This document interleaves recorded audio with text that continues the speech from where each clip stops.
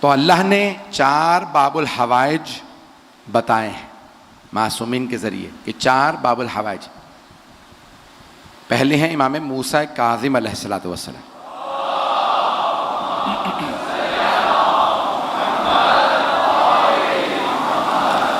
آپ کو باب الحوائج کہا جاتا ہے. ایک ہوتا ہے باب الدعا, ایک ہوتا ہے باب الحوائج. توجہ ہے. باب الدعا, دعا میں حمد بھی ہو سکتی ہے, شکر بھی ہو سکتا ہے, لیکن حاجت کی جمع ہے حوائج. جب کوئی حاجت انسان کسی کی بارگاہ میں لے کے جائے, یعنی جو انسان کی احتیاج ہو, تو جو اس حاجت کا قبول کروانے والا ہو اسے باب الحوائج کہا جاتا ہے. کہ جہاں جس در پہ حاجات قبول ہوں وہ ہے باب الحوائج. تو سب سے بڑے باب الحوائج موسیٰ بن جعفر الکاظم علیہ السلام. دوسرے باب الحوائج عباس ابن علی.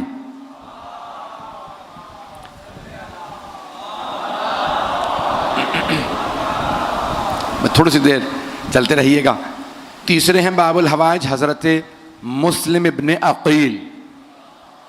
انہیں بھی روایات میں باب الحوائج کہا گیا, حضرت مسلم ابن عقیل. اور چوتھے باب الحوائج ہیں حضرت علی اصغر, کہ ان کی مظلومیت کی وجہ سے انہیں باب الحوائج کہا گیا. تو آج میں حاجات کے عنوان سے کچھ پیش کرنا چاہ رہا ہوں مطالب. تو پہلے پہلو کو پیش کرنا چاہوں گا. دیکھ رہا ہوں کہ مجھے برادران جس انداز سے بیٹھے, مجھے بتایا کہ خاران میں بھی میری بہنوں کے بھی امام برگاہ میں بہت زیادہ بیٹھنے کے مسائل ہوتے ہیں. حوائج, حاجات اگر کوئی رکھتا ہے تو کہاں جائے حاجت پوری ہو. تو بتایا گیا کہ ایک باب الحوائج ہے 7ویں امام. اب 7ویں امام کیسے باب الحوائج ہیں پیش کرنا چاہ رہا ہوں, سنیے گا, تھوڑا ساتھ دیجیے گا میرا.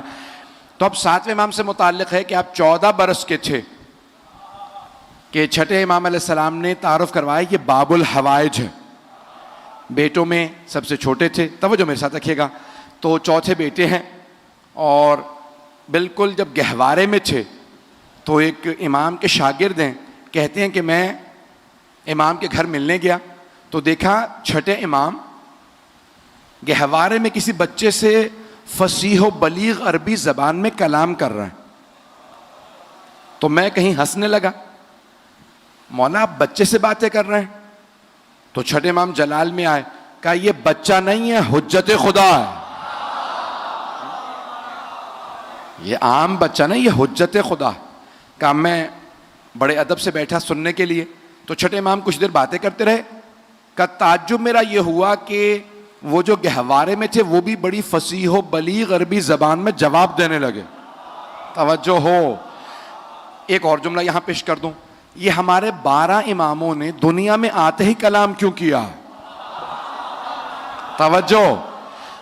پہلے امام نے بھی, دوسرے, تیسرے, 12ویں امام تک سب کے لیے ثابت ہے دنیا میں آتے کلام کیا. مولا امیر نے رسول خدا سے, امام حسن حسین نے مولا علی سے, امام سجاد نے مولا حسین سے, امام باقر نے چوتھے امام سے, ہر امام نے, 12ویں امام نے 11ویں امام سے. تو ہر امام نے کلام کیا گہوارے میں. تو میں بہت سوچا کرتا تھا یہ کلام کیوں کیا. تو میری نگاہوں میں سورہ مریم آیا. وہاں جناب مریم کو جب اللہ نے کہا نا بچہ لے کے جائیے, تو کہا پروردگارا کیسے جواب دوں گی, بچہ کہاں سے آیا. کہا آپ خاموش رہیے گا, بچہ بولے گا. جو تو جناب مریم فاشارت الیہا, گہوارہ جب لے کے گئیں تو آپ نے اشارہ کیا بچے کی طرف.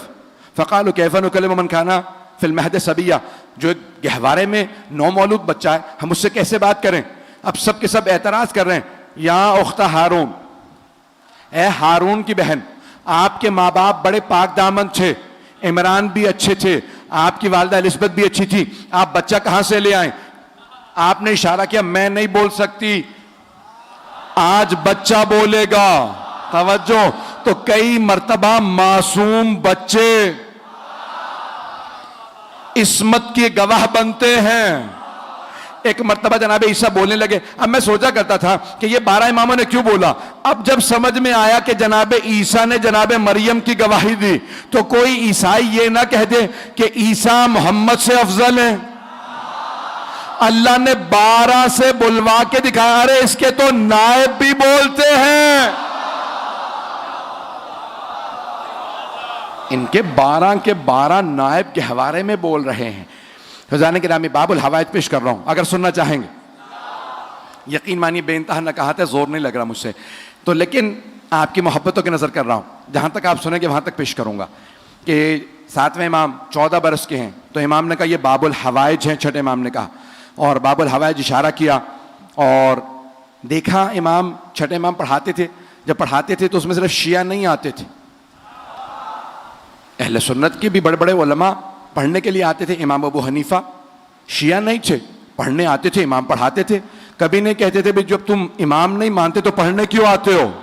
توجہ, امام مالک بھی پڑھنے آتے تھے, امام ابو حنیفہ بھی پڑھنے آتے تھے, امام پڑھاتے تھے. ارے یہ تو چلے پھر مسلمان تھے, یہودی عیسائی آتے تھے, یونان کے بڑے بڑے فلسفی آتے تھے پڑھنے کے لیے. چھٹے امام کبھی نہیں کہتے تھے کہ ارے جب مانتے نہیں تو پڑھنے کیوں آئے. امام کہتے تھے اصول یہ ہے کہ پڑھاؤ, جو عظمت سمجھ کے مان لے اسے آنے دو, جو نہ مانے اسے جانے دو. وہ اور ہوں گے جو تلوار سے منواتے ہوں گے, ہم علم سے منواتے ہیں. تو اب یہ امام نے اشارہ کر کے کہا یہ تمہارے باب الحوائج ہیں, میرے بعد تمہارے امام ہیں. تو اب سب کے سب چھٹے امام کے فرزند 7ویں امام کو دیکھ رہے ہیں 14 برس کے. کم مولا, آپ نے بتایا ہے کہ کھلا ہوا در, اس کے سامنے نماز نہ پڑھو, جلتے ہوئے چراغ کے سامنے نماز نہ پڑھو, کھلی کتاب کے سامنے توجہ بڑھتی ہے. تو آپ کے فرزند کھلے در کے سامنے نماز پڑھ رہے ہیں. کچھ لوگ تو پہنچ رہے ہیں. تو امام علیہ السلام نے فرمایا یہ عام بیٹا نہیں ہے, جب یہ نماز تمام کرے تو انہی سے سوال کرنا کہ کھلے دروازے کے سامنے کیوں نماز پڑھ رہے ہیں. اب جیسے ہی 7ویں امام نے نماز تمام کی, سارے کے سارے چھٹے امام کے شاگرد آئے, کہ فرزند رسول آپ کے بابا نے کہا کھلے دروازے کے سامنے نماز پڑھنا مکروہ ہے. امام نے کہا ہاں. کہ پھر آپ نے نماز کیوں پڑھی؟ کہا جانتے ہو کیوں مکروہ ہے؟ کہا ہاں, توجہ بڑھ جاتی ہے, کوئی سامنے سے گزرے توجہ بڑھ جاتی ہے. امام نے کہا میرا خدا اس دروازے سے زیادہ مجھ سے قریب ہے, تمہارے احکام اور ہیں ہمارے اور. دروازہ کھلا ہو تو تم دروازہ ہی دیکھتے ہو, نماز نہیں پڑھتے. ہماری ٹانگوں سے تیر بھی نکال لیے جا تو ہم نماز ہی میں ہوتے ہیں.